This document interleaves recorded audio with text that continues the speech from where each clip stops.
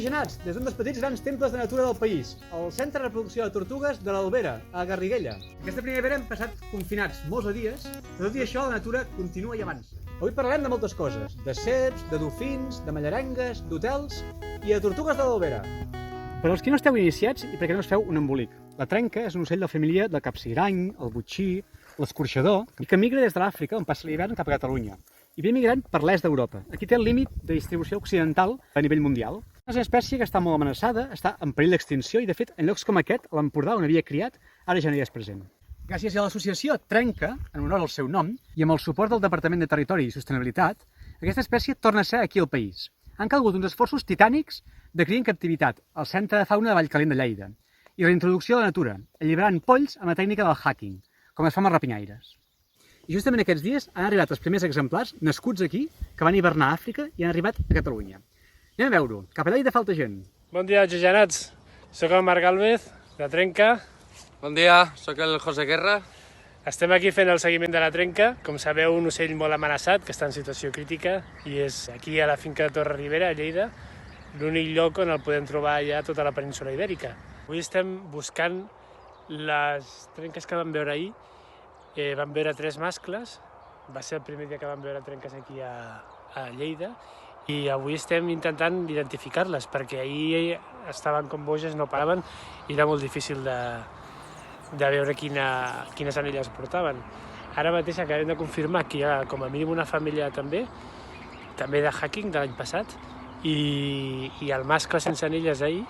Una de les claus de la trenca i de tota la biodiversitat que té aquesta finca és precisament aquests marges que separen els camps, a part també de tots els plataners que van vorejant els canals de reg, i que si us fixeu, no sé si ho podeu apreciar, però a l'altra banda de la carretera tot és intensiu. Han desaparegut els marges, són camps homogenis, molt grans, sense cap tipus de discontinuïtat vegetal, i això, doncs, evidentment fa disminuir la biodiversitat. I aquesta finca s'ha convertit en una illa del que era abans el paisatge típic de bona part de la plana de Lleida. Des de Trenca tenim signat un acord de custòdia del territori amb el propietari d'aquesta finca. Assessorem i donem consells sobre la gestió d'aquest espai, tot i que no calen gaires perquè realment és un propietari molt conscienciat amb la conservació no només de la trenca, sinó d'altres espècies com seria el gaig blau. Hi ha més de 10 parelles criant, l'òliba, hi ha un munt de xots, mussol banyut, falcó mossetxut, torlit, capsigrany, inclús justament en aquest punt d'aquí també tenim la rata d'aigua. És un mamífer que està molt amenaçat i aquest és un dels llocs on el trobem. També trobem mostela, teixó, isaneta... Bé, doncs això va molt ràpid i avui dia 30 ja tenim 3 parelles i 9 exemplars en total. Avui ha aparegut un nou mascle, també de hacking, de l'any passat, i estem esperant que aquests mascles que estan desaparellats, que ja són 3, trobin parella, llavors podrien tenir una molt bona temporada de cria. Res, aviam si hi ha sort i us podem explicar més endavant com ha anat. Vinga, oxigenats, una abraçada. Cada any des del Consorci del Ter intentem col·locar una vintena o trentena de caixes niu en boscos de ribera en finques que gestionem des del Consorci del Ter, finques en custòdia. Aquest any les escoles no han pogut venir, no ha sigut possible. No han pogut fer-ho amb mainada a causa del virus de la Covid-19.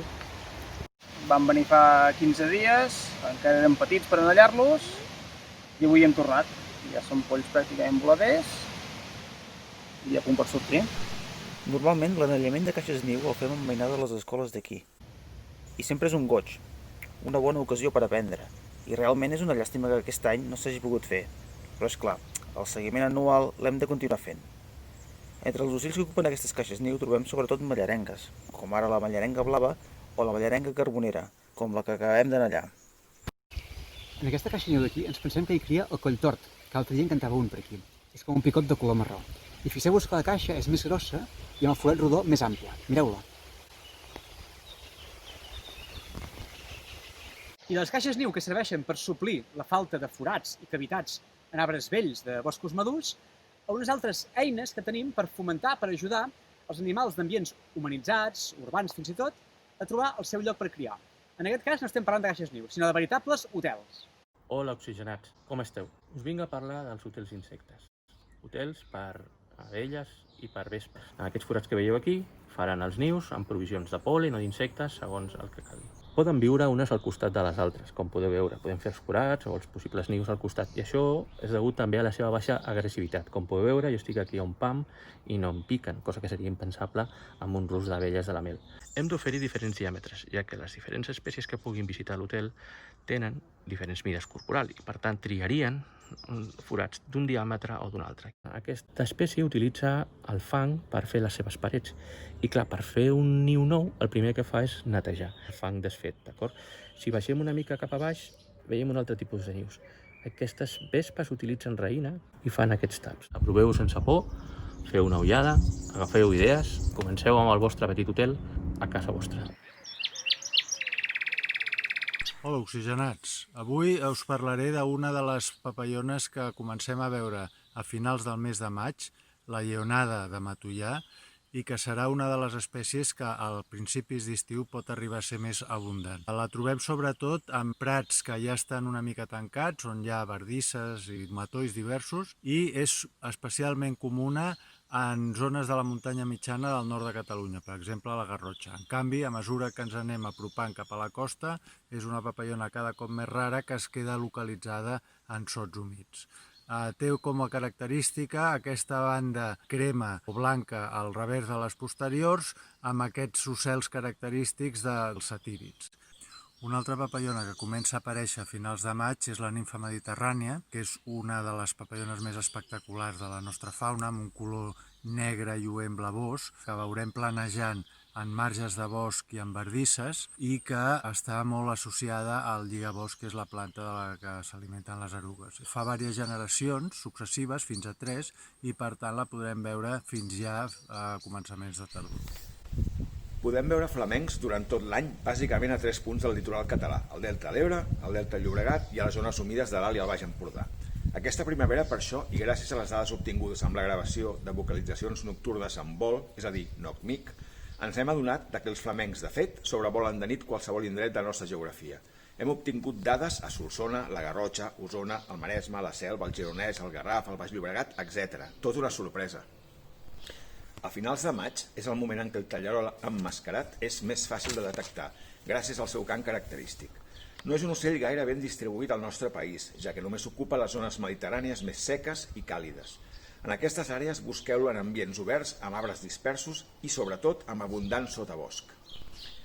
Aquest és un ocell que la majoria d'ornitòlegs no veiem gaire sovint. D'entrada, és una espècie pelàgica que viu a alta mar. A més, bona part de la seva població passa l'hivern fora del Mediterrani. I a més, les zones de cria conegudes més properes són les Illes Balears i el litoral valencià. Tot i així, durant el mes de maig és quan es produeixen la major part d'observacions al litoral català. Qui segur que en veu d'ocells de tempesta és en Jaume Cavall, pescador de Llançà, que ha estat sortint a mar cada dia els darrers mesos a treballar. Aquest sí que està ben oxigenat. Aquí el veieu entrant a port amb la seva barca. L'ocell de tempesta és un ocell molt curiós, no s'acosta com els altres a la barca, sempre està allunyat i mai es para a l'aigua. És un ocell que només el veiem quan fa molt de bon temps, que sigui calma, perquè quan és mal temps és molt complicat de veure. Vinga, avui navegarem unes 3 hores, ja si tenim sort hi havia molts ocells. Podeu algun delfí també veurem, ara sota el sol ja.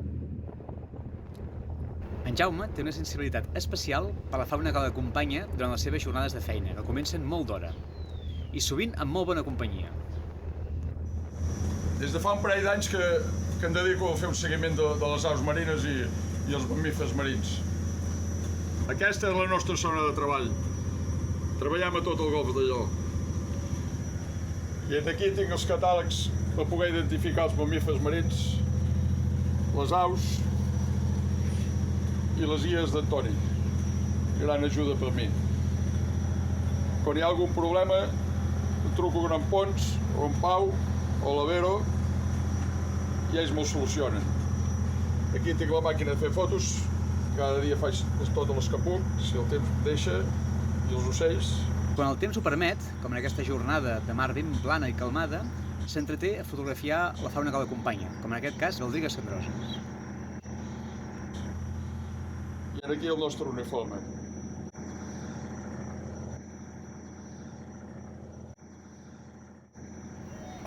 I a més de bon peix, en Jaume torna cada dia cap a terra un bon sac de les espècies més perilloses del Mediterrani. I dels plàstics d'alta mar que hem vist que pesquen Jaume, els que ens arriben a la costa. Aquests dies que ja podem passejar per la platja amb més facilitat, és important que ens fixem també en aquestes deixalles marines que trobem a la vora de la mar o per les nostres platges, o fins i tot dins l'aigua si entreu a fer snorkel. És important que no només recollim aquestes deixalles, sinó que també aquestes dades les facilitem als científics que es dediquen a estudiar l'efecte de la brossa marina en els nostres oceans. A la plataforma d'observadors del mar podem introduir aquestes dades anant al repte concret. Allà introduïm la data, la ubicació, una fotografia i alguna informació extra que vulguem afegir. I aquestes dades, que a priori poden semblar trivials, amb el temps ens poden ajudar a la comunitat científica a extreure conclusions sobre el problema de les deixalles marines dels nostres oceans. Això és un ou de tauró, és un ou del gatet, un tauró petitet que tenim aquí a les nostres aigües. Xavier Riera ens parlava del so que fan els flamencs en migració nocturna. Si recordeu, els que ens seguíeu confinats, varen parlar del knock-mic, el control d'ocells en migració nocturna, tot gravant els seus cants de nits. Ens en parlava l'Albert Cama, des de Vilanova i la Geltrú. Com que el tema interessa molt, hem demanat a un dels experts, un dels gurús d'aquest tema, en Sean Ronin, que ens faci una explicació sobre això. Pareu d'orella, que té un bonic accent irlandès. Hola, oxigenats. Vamos a hablar sobre algunos trucos de knock-mic. Okay, number one is try to remember to record in WAV format, not MP3, because when you save the recording, the quality of the sonogram is much better. If you save in MP3, you can lose quality in the sonogram, and sometimes the sonogram is essential for identification. Number two, don't use too many filters when you're editing the recording, because sometimes it's better to have a little bit of unwanted background noise than a distorted recording. Number three, don't try to identify everything. Sometimes you'll find some calls are very, very distant or very quiet or not very distinct. Sometimes it's better just to save these in a folder, a mystery folder, and continue. Number four, if you're recording at night, it's not a bad idea to continue recording for the first 2 hours of light, because there are lots of possibilities. Here are some examples of some of the surprises I've recorded myself in the first 2 hours of light.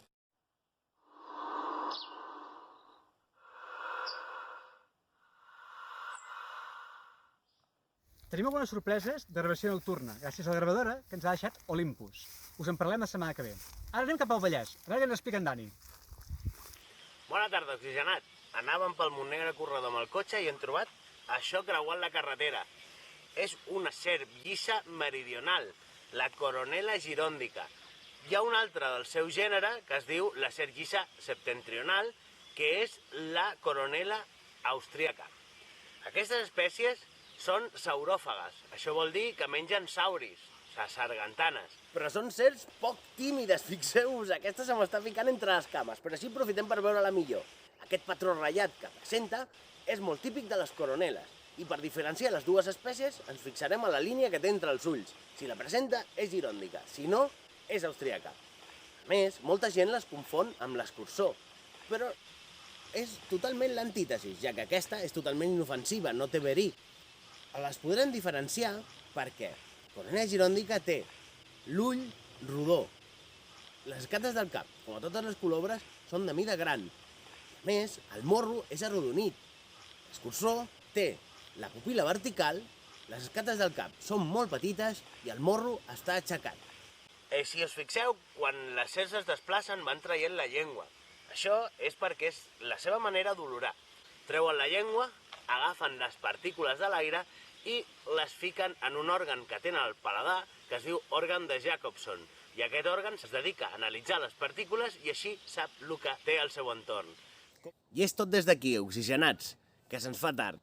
Recordeu, els que esteu a Girona i si esteu desconfinant en fase 2 i podeu desplaçar-vos a Garriguella, no deixeu de visitar el Centre de Reproducció de Tortugues de l'Albera, que és on el Pons ha començat avui el programa. Ara us deixo amb el Joan Budó, un col·lega herpetòleg que és un megacrac de les tortugues. Estem aquí al centre de reproducció de tortugues de l'Albera i ara estem en una molt bona època per venir a observar tortugues, en aquest cas tortuga mediterrània. Al final de l'època de posta encara podem trobar aquests dies tortugues que estan acabant de fer el niu. Malgrat tots aquests mesos de confinament, l'activitat aquí al centre, les tortugues, ha sigut com mai. A part de la tortuga mediterrània, però, aquí també tenim i criem la tortuga d'estany i la tortuga de rierol, que són les altres 3 espècies del país que estan greument amenaçades. Si voleu venir a visitar-nos, ja sabeu que els matins estem sempre aquí oberts, això sí, amb unes normes de seguretat que ens faran fer la visita un palet diferent de com estàvem acostumats. I la millor hora és a primera hora del matí, evitant les màximes hores de sol. Que vagi bé! I abans d'acabar, una reflexió. Si tot va bé, d'aquí 15 dies el Parlament de Catalunya portarà a aprovació la creació de l'Agència Catalana del Patrimoni Natural i la Biodiversitat. Una eina necessària, imprescindible. Fa 30 anys que aquest país busca aquesta eina per poder gestionar el patrimoni natural que tenim i un lloc com aquest n'és un exemple molt clar. Confluència de molts interessos diferents. Urbanisme, vinyes, món agrícola, incendis, espècies en perill d'extinció, com la tortuga mediterrània. Avui en dia, al segle XXI, el món rural i l'urbà no estan contraposats. Entre ells es necessiten. Un medi li cal l'altre, i viceversa. Per tant, diputats i diputades del Parlament, no ens falleu d'aquí 15 dies i aproveu aquesta eina. Fins la setmana que ve, oxigenats!